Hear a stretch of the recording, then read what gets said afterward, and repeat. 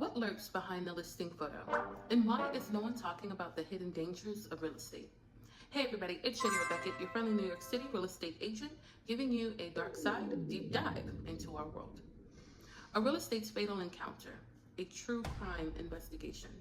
Today we will explore the chilling true story of a female real estate agent, Monique, who was lured to a fake house listing.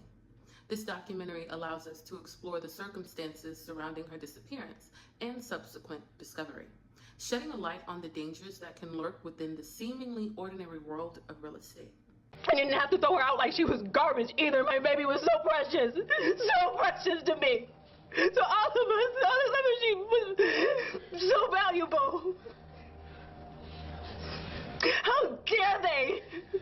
On December 29th, Monique, a successful real estate agent, got an unexpected call from a woman asking to see a house her company was selling. She had no idea that this one decision would lead her into danger, putting her life at risk and leaving her loved ones in grief. The phone call seemed innocent, but it would soon become clear that Monique had walked straight into the last hours of her life. Today, we went all the way to Minneapolis, Minnesota to cover a case of a real estate agent and mother of 2 young children who was lured to a fake house showing, kidnapped, and murdered in a very much painful manner. Before we begin, we would love to extend our deepest and sincere condolences to the family and friends of Monique Baugh and everyone affected by the tragic event. It is in this vibrant city that we find Monique Baugh and her family. Monique Baugh was born in Minneapolis, Minnesota, where she spent her childhood surrounded by a loving family. Growing up, she was known for her infectious smile, bubbly personality, and the ability to light up a room with her presence. As a young girl, Monique developed a strong bond with her cousin, Sherelle Sinkfield. The two were so close that they were often referred to as Thelma and Louise by their family. Monique's cousin described her as a confident and glowing individual whose positive energy was contagious. Monique excelled academically and pursued her passion for real estate. She became a successful realtor in the Twin Cities area, known for her dedication and professionalism. Colleagues praised her drive and ability to succeed in her chosen field. Monique Baugh met John Mitchell Momo, a rising rapper, through mutual friends in the Minneapolis music scene. The two quickly formed a strong connection and began dating, despite their different career paths. With Monique working as a successful real estate agent and John pursuing his passion for music, they shared a deep love and commitment to each other. As their relationship progressed, Monique and John welcomed 2 beautiful daughters into the world. The family of 4 was devoted to one another, with Monique doting on her children and John providing a loving and supportive presence in their lives. They cherished the moments they spent together, creating lasting memories that would forever shape their family. Some of you know, but for those of you who don't, I am in real estate and I feel truly blessed. My boyfriend and I couldn't get enough of our 2 girls. John Momo is the father of Monique's 2 children. Momo is a rapper. He's done a lot of songs with major artists, Nipsey Hussle, Lil Baby. You can't take this pain away. Monique's cousin, Sherelle Sinkfield, was a fan of the couple and often described the couple's bond as special and unbreakable. She admired the way they supported each other's dreams and aspirations, always striving to lift each other up. Monique's infectious smile and bubbly personality were a perfect complement to John's ambition and drive. The family found joy in the simple pleasures of life, from family outings to quiet moments at home. Monique's dedication to her children and her unwavering love for John were a testament to her character and the strength of their relationship. Although their lives seemed perfect, it wasn't without hurdles. In fact, one of these hurdles would eventually lead to a tragic event. On December 29, 2019, Monique Baugh's phone rang, and the voicemail was from a woman who called herself Lisa Pulowski. Lisa's voice was calm and professional as she asked Monique about setting up a house viewing in Maple Grove, Minnesota. At first, Monique found this a little odd because usually her clients came through the real estate company, but this woman had chosen to contact her directly. Monique, known for her dedication and passion for real estate, didn't hesitate. She called Lisa back quickly, eager to assist. Lisa explained that she was looking to buy a property and needed to schedule a showing soon. Monique, always ready to help, suggested a few available times, and after a brief conversation, they settled on December 30th at 11 a.m. Monique had no idea that this simple phone call would trigger a nightmare, a chain of events that would turn her life and the lives of her loved ones upside down. The woman on the other end of the call wasn't really looking to buy a home. She was part of a sinister plan, a plot designed to lure Monique into a deadly trap.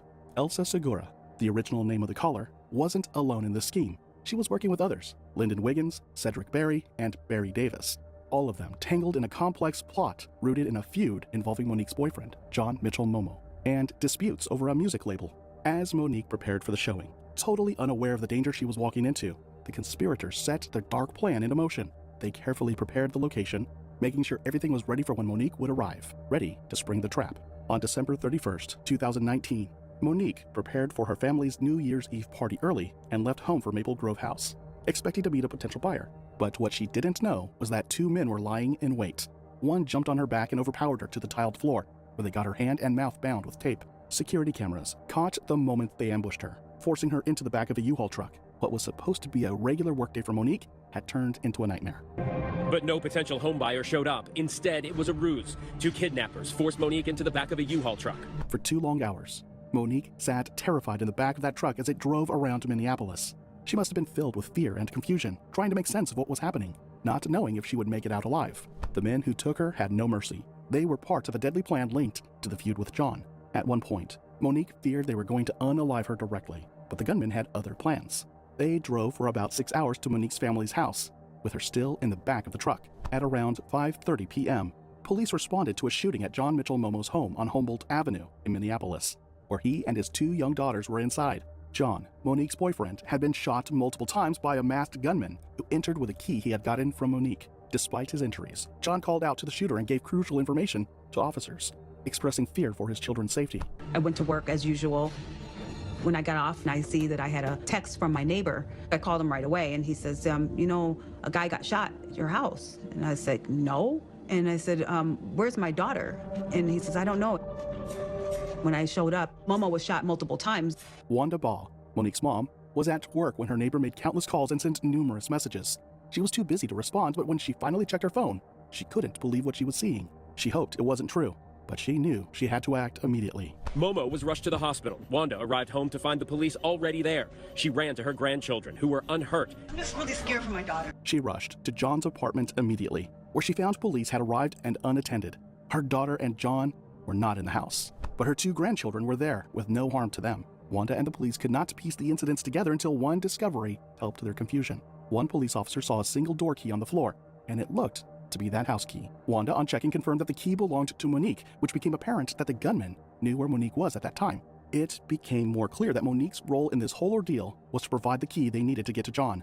Upon learning this information, Wanda felt an overwhelming sense of fear and urgency. She was aware of the escalating tensions related to John's involvement in the music scene and the potential threats that came with it. The situation was further complicated by the fact that John and Monique had 2 young daughters together, making the stakes even higher for Wanda, who was deeply invested in her grandchildren's well-being. I'm just really scared for my daughter. My mom was right. I was in danger, and she herself found the evidence to prove it. My key. That key was laying on an area rug in the living room. It quickly became clear to me what the men who took me wanted. They wanted the key to get into the house, to get to Momo. In the wake of the attack, Wanda took immediate steps to ensure the safety of her family.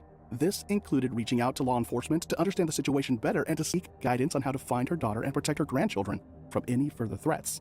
Following the failed attack on John, and with the combined efforts of the police, they began tracing the attackers because they still had Monique, and John was hospitalized.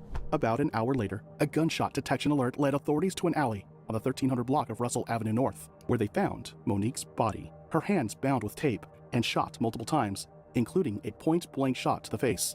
An hour later, it was spotted again near the alley where she was shot. Police also found tape on her wrist, and according to the warrant, zip ties and tape were later found in the U-Haul. She was taken to North Memorial Medical Center, but was pronounced dead shortly after. During this entire time, John had been incapacitated in the hospital and unable to speak. As soon as he regained the ability to talk, officers visited him and broke the news. His reaction could only be imagined. When Momo was able to talk, police visited him in the hospital, where they broke the news that the mother of his children was dead.